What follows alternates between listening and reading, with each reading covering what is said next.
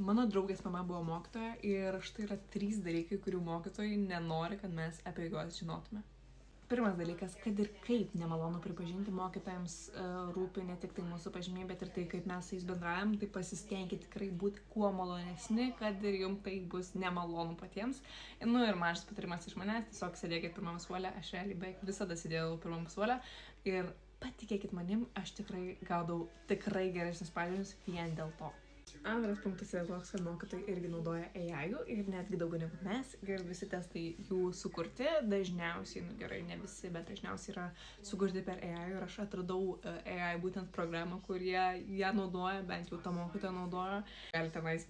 įsigelti savo visokius ten namų darbus ir jums viską padarys, bet čia įprasta, bet tuo pačiu ta programa gali tiesiog sukurti testus ten su 100 milijonų variantų, dėl to tiesiog labai patogu, ypač jeigu turit kažkokį dalyką mokykloje, kaip biologija, kur mums ten paruošdavo, nežinau, 6 skirtingus variantus visai klasiai po 40 testo klausimų, tai labai patogu, jeigu norit būti labai stipriai pasiruošę. Trečias, kuris gali būti pats nemaloniausias, bet tai išgirsti reikia, mokytojai kalba vieni apie kitus, tiksliau apie mokinius su vieni kitais ir tai irgi gali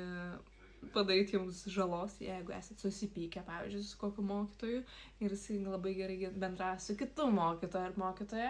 ir tiesiog taip gaunasi, kad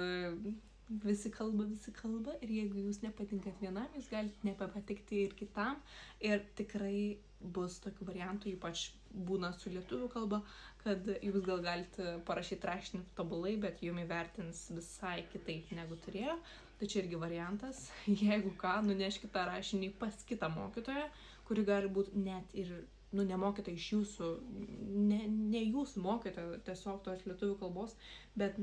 pamatysit įvertins tą rašinį geriau, negu įvertino būtent jūsų mokytoja, kuri jūs žino asmeniškai ir galbūt yra prieš jūs nusteikusi. Jei nori sužinoti daugiau paslapčių, rašyk komentaruose.